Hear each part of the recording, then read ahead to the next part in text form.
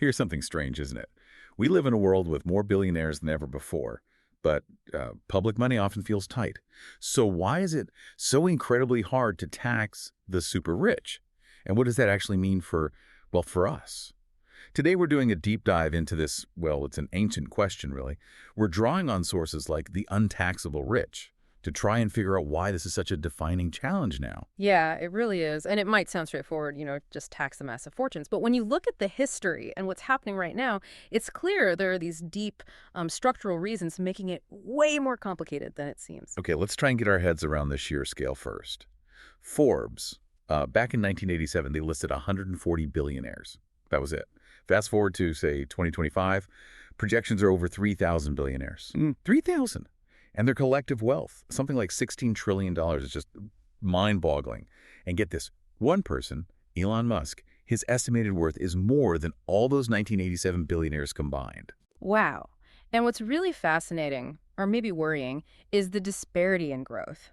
Since the 80s, the average adult's wealth, it's grown maybe 3% a year. Okay. But for the absolute wealthiest, the top 0.00001%, their fortunes have grown at more than double that speed. Right. So, okay, colossal wealth, accelerating growth.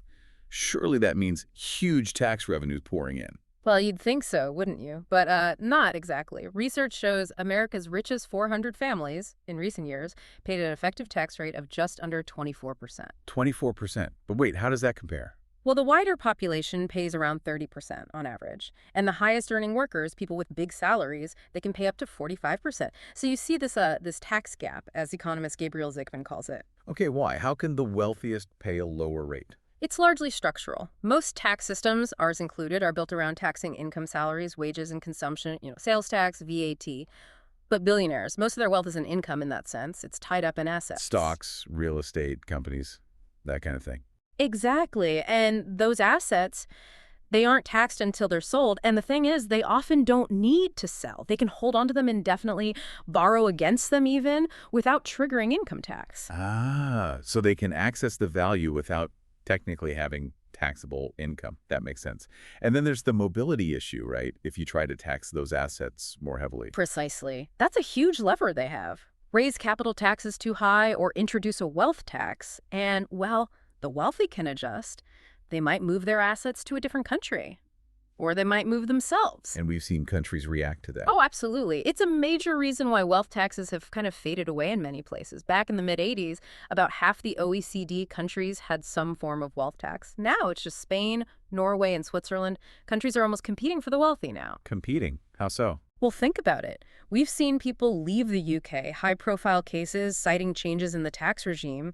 Even Switzerland is debating inheritance taxes, and some wealthy residents are already talking about leaving. Meanwhile, places like the UAE or Italy, they're actively creating schemes, rolling out the red carpet, basically, to attract wealthy individuals. So it creates this global competition, this race to the bottom, maybe, on taxing wealth. It risks creating that, yeah. And some worry about creating a sort of disconnected elite, people whose wealth was generated in one country, but who are no longer contributing much tax there, detached. And that, of course, has knock-on effects for funding public services. Okay, so given all these challenges, the structure of wealth, the mobility that can actually be done, are there any solutions on the table? There are ideas being floated, definitely. Zukman, the economist I mentioned, he proposes a global wealth tax. A global one. How would that work? His idea is something like a 2% tax on fortunes over $1 billion applied globally. He argues that with increased financial transparency, like automatic information sharing between countries, it's actually more enforceable now than it used to be. But getting global agreement, especially at places like the G20, that's proven very difficult so far. Right, global agreement sounds like a massive hurdle. Are there other tools? Yes, there are.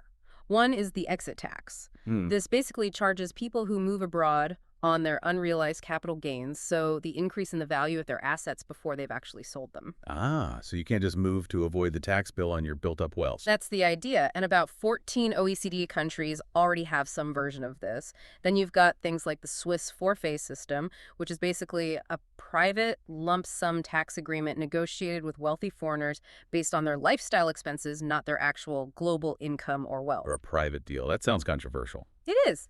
Critics argue it's fundamentally unfair creating a two-tier system, but Switzerland maintains it attracts wealth. So we had these economic tools or potential tools. Yeah. But you mentioned politics earlier. That seems like the real sticking point. It's huge. Polls almost always show support for taxing the rich. It sounds popular, but then you get into the weeds. Who are the rich? For some people, it's clearly millionaires, but for others, it might just be, their neighbor with a slightly bigger house or a nicer car. Yeah, the definition gets tricky fast. Exactly. And look at the UK. Something like 1 in 7 households now has over £1 million in wealth. A lot of that is tied up in property value increases over decades. Now, technically, taxing that group might be easier than taxing global billionaires. Their assets are less mobile.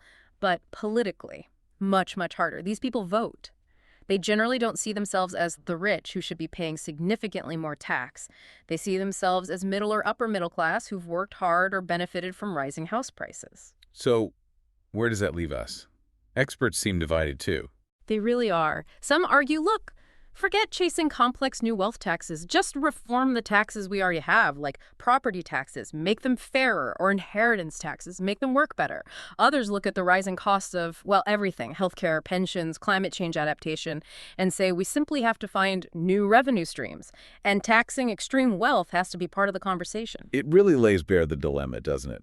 Push too hard on taxing wealth and you risk it just disappearing elsewhere. Yeah. But push too little and you get growing inequality, resentment, maybe even fueling populism and social instability. That's the tightrope. So the paradox remains. Fortunes are bigger than ever, yet public funding feels strained. This deep dive really shows that the tools, or at least the ideas for tools, are their global taxes, exit charges, reforming existing levies. But what seems to be missing is maybe the international coordination, the political courage, perhaps even a fundamental rethinking of the social contract between extreme wealth and the society that helps create it. Makes you wonder, doesn't it? What does this all mean for the future of our public services and just, fairness in society?